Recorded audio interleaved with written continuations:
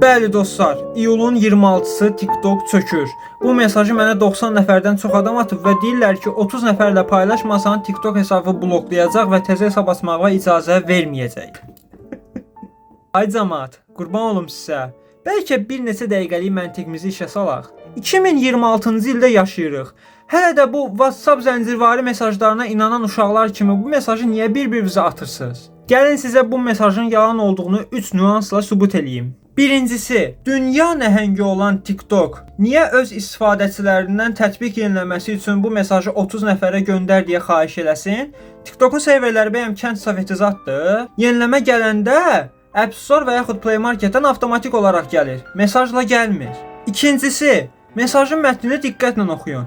Bu mesaj mənim deyil. Adam bəri başdan məsuliyyəti üstündən atır ki, yəni mənlik deyil, mənə də belə gəlib.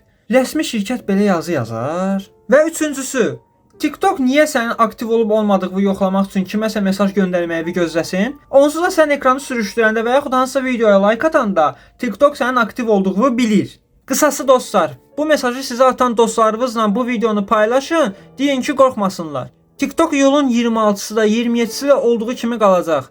Belə nağıllara inanıb spama düşməyin. Diqqətiniz üçün təşəkkür edirəm. Bu videonu paylaşın, hamı xəbərdar olsun. Sevilirsiniz.